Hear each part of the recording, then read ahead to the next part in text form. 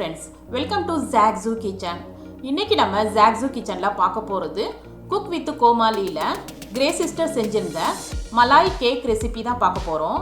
இத Ras Malai Cake னு கூட சொல்லலாம். இந்த Malai Cake ஓவன் இல்லாம முட்டை, milk powder, condensed milk இதெல்லாம் இல்லாம சூப்பர் சாஃப்ட்டா ஈஸியா செஞ்சிரலாம். ரொம்ப சாஃப்ட்டான கேக்கோட ரபடி அதாவது மலாய் சேர்த்து கம்பைன் பண்றப்போ ரஸ்மலாய் சாப்பிட்ற டேஸ்ட்ல இருக்கும். இதோட டேஸ்ட் வந்து அட்டகாசமா இருக்கும். பிகினர்ஸ் கூட ரொம்ப ஈஸியா செஞ்சிடலாம். வாங்க ஃப்ரெண்ட்ஸ், இந்த டேஸ்டியான மலாய் கேக் ரெசிபி எப்படி செய்யறதுன்னு பார்க்கலாம். ஃப்ரெண்ட்ஸ், இந்த வீடியோ உங்களுக்கு பிடிச்சிருந்ததுன்னா லைக் பண்ணி ஷேர் பண்ணுங்க. சப்ஸ்கிரைப் பண்ணாதவங்க சப்ஸ்கிரைப் பண்ணிட்டு பெல் ஐகானை கிளிக் பண்ணிக்கங்க.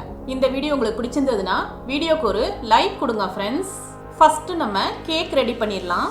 ஒரு மிக்சிங் பவுல்ல ஆயில் வந்து 1/3 கப் ஆட் பண்ணிக்கணும். கெட்டியான தயிர் வந்து 1/3 கப் ஆட் பண்ணிக்கணும். பவுடர் சுகர் வந்து 1/2 கப் சேர்த்துக்கணும். சுகரை வந்து மிக்சியில் சேர்த்து பவுடர் பண்ணி சேர்த்துக்கோங்க. இப்போ இது எல்லாத்தையுமே ஒரு நிமிஷத்துக்கு நல்லா விஸ்க் வச்சு கலந்துக்கணும். கலந்ததுக்கப்புறம் இதுக்கு மேலே ஒரு சல்லடையை வச்சுட்டு மைதா மாவு 1 கப்பு சேர்த்துக்கணும். Baking powder 1 teaspoon, baking soda அதாவது குக்கிங் சோடா 1/2 டீஸ்பூன், சால்ட் ஒரு பிஞ்சு சேர்த்துக்கணும். இப்போ இது எல்லாத்தையுமே கட்டி இல்லாமல் நல்லா சலிச்சுக்கணும். மறுபடியும் விஸ்க் வச்சு ரொம்ப ஹார்டாக கலக்கிடாமல் லைட்டாக ஸ்மூத்தாக கலக்கிக்கணும். இதை இந்தளவு மிக்ஸ் பண்ணதுக்கப்புறம் இதில் 1/2 கப்புலேருந்து 3/4 கப்பு வரைக்கும் பால் சேர்த்துக்கிறேன். பாலை வந்து மொத்தமாக சேர்த்துறாமல் கொஞ்சம் கொஞ்சமாக சேர்த்துட்டு ஸ்மூத்தான பேட்டராக நம்ம மிக்ஸ் பண்ணிக்கணும். ஹார்டாக மிக்ஸ் பண்ணிடக்கூடாது. நான் இந்த பேட்டர் கலக்கிறதுக்கு பால் வந்து 3/4 கப்பு யூஸ் பண்ணியிருக்கேன். இதுதான் கரெக்ட் கன்சிஸ்டன்சி. பாருங்க ஃப்ரெண்ட்ஸ், பேட்டர் வந்து இந்த மாதிரி ரிப்பன் கன்சிஸ்டன்சியில் இருக்கிற மாதிரி பார்த்துக்கோங்க. நான் பேக் பண்ணுறதுக்காக இந்த மாதிரி கிளாஸ்வேர் எடுத்திருக்கேன். இதில் பேக்கிங் ஷீட்டை வந்து கட் பண்ணி சேர்த்துருக்கேன். நீங்கள் இதுக்கு பதிலாக நார்மலாக யூஸ் பண்ணுற கேக் டீன் கூட யூஸ் பண்ணிக்கலாம். இப்போ நம்ம ரெடி பண்ணி வச்சுருந்த பேட்டரை வந்து இதில் போர் பண்ணிக்கிறேன். ஏர் பபிள்ஸ்லாம் இல்லாத அளவுக்கு பேட்டரை வந்து நல்லா டேப் பண்ணிக்கோங்க. பேக் பண்ணுறதுக்காக ஒரு கடாயில் சால்ட்டு சேர்த்துட்டு இதில் ஒரு பிளேட்டை நான் ப்ளேஸ் பண்ணிக்கிறேன். இதை கவர் பண்ணிவிட்டு லோ ஃப்ளேமில் வச்சுட்டு 10 மினிட்ஸ் வந்து ப்ரீ ஹீட் பண்ணிக்கணும். இப்போ கடாய் வந்து ப்ரீ ஹீட் ஆயிடுச்சு. நம்ம ரெடி பண்ணி வச்சுருந்த கேக் பேட்டரை வந்து இதில் ப்ளேஸ் பண்ணிக்கிறேன். ஏர் போகாத அளவுக்கு டைட்டாக க்ளோஸ் பண்ணிக்கணும். கேக்கை வந்து 35 to 40 மினிட்ஸ் நம்ம வந்து பேக் பண்ணிக்கணும். ஃப்ரெண்ட்ஸ், கேக்கை வந்து நீங்கள் அவனில் பேக் பண்ணுறதா இருந்தால் 180 டிகிரி செல்சியஸில் 35 to 40 மினிட்ஸ் நீங்கள் வந்து பேக் பண்ணிக்கோங்க. இப்போ 40 மினிட்ஸ் ஆயிடுச்சு. கேக்கை வந்து செக் பண்ணிடலாம். ஸ்கியூவர் இல்லைன்னா டூத் பிக்கால இந்த மாதிரி இன்சர்ட் பண்ணிக்கணும். செக் பண்ணோம்னா ஸ்கியூவர் வந்து நல்லா கிளியரா இருக்கு. கேக் வந்து நல்லா குக் ஆயிருக்கு. கேக் ரொம்ப சாஃப்டா புசு புசுன்னு வந்திருக்கு. இதோட சைட்ஸ்லாம் பார்த்தீங்கன்னா நல்லா ப்ரௌனா வந்திருக்கு பாருங்க. இப்போ கேக்கு வந்து தனியாக எடுத்து வச்சுட்டேன். இது நல்லா ஆறட்டும்.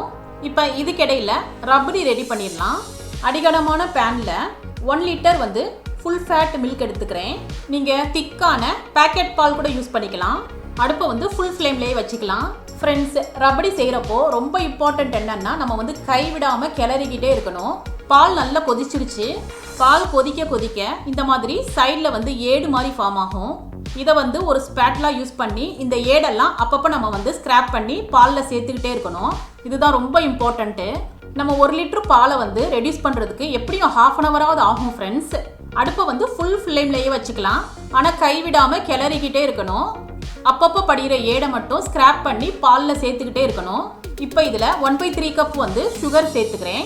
இது கிட்டத்தட்ட 4 டேபிள் ஸ்பூன் இருக்கும். இப்போ பால் ஓரளவுக்கு ரெடியூஸ் ஆகிருக்கு. பட் இன்னும் ரெடியூஸ் ஆகணும். இப்போ இதில் வாசத்துக்காக ஒரு பிஞ்ச் ஏலக்காய் பவுடர் ஆட் பண்ணிக்கிறேன். வெது வெதுப்பான 1/4 கப்பு பாலில் வந்து கொஞ்சமாக குங்குமப்பூவை வந்து ஒரு 10 நிமிஷம் ஊற வச்சுருந்தேன். இப்போ இதை இதில் சேர்த்துக்கிறேன். குங்குமப்பூ வந்து ஆப்ஷனல் தான் ஃப்ரெண்ட்ஸ். குங்குமப்பூ வந்து லைட்டாக ஒரு மைல்டு கலருக்காக தான் சேர்க்குறோம். குங்குமப்பூ சேர்க்காம ஒயிட்டாக கூட ரபடியை வந்து நீங்கள் ரெடி பண்ணிக்கலாம். இப்போ பால் நல்லா வற்றி பாதிக்கு பாதியாக ரெடியூஸ் ஆயிடுச்சு. பால் வந்து இந்தளவு கெட்டியாக இருக்கிற மாதிரி பார்த்துக்கோங்க. இது ஆறுனதும் இன்னும் கெட்டியாகும். லாஸ்ட்டாக கொஞ்சமாக நட்ஸ் மட்டும் சேர்த்துக்கிறேன். நம்ம பாலை வந்து ரொம்ப கெட்டியாக காய்ச்சிட்டோம்னா நம்ம செஞ்ச கேக்குக்குள்ளே பால் வந்து சரிவர இறங்காது. அதனால இந்த திக்னஸ் போதும். இப்போ கேக் வந்து நல்லா ஆறிடுச்சு. இதை டீமோல்ட் பண்ணிடலாம். பேக்கிங் பேப்பரை ரிமூவ் பண்ணிக்கிறேன்.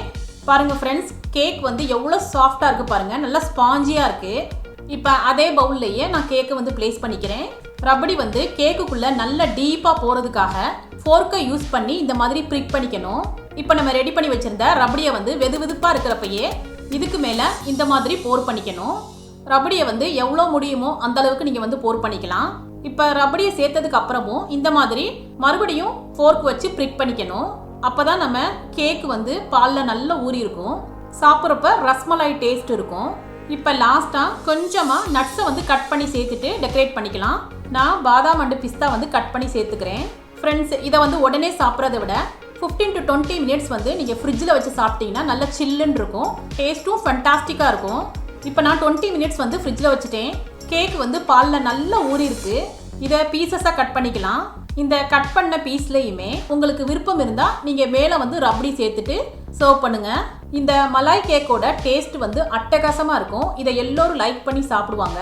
கண்டிப்பாக ஒரு தடவை ட்ரை பண்ணி பாருங்கள். ஃப்ரெண்ட்ஸ், இந்த டேஸ்டியான மலாய் கேக் ரெசிபி உங்களுக்கு பிடிச்சிருந்ததுன்னா நீங்கள் ட்ரை பண்ணி உங்கள் எக்ஸ்பீரியன்ஸை கமெண்ட்டில் ஷேர் பண்ணுங்கள். சுவையான சமையல், சுகமான வாழ்வு. தேங்க்யூ.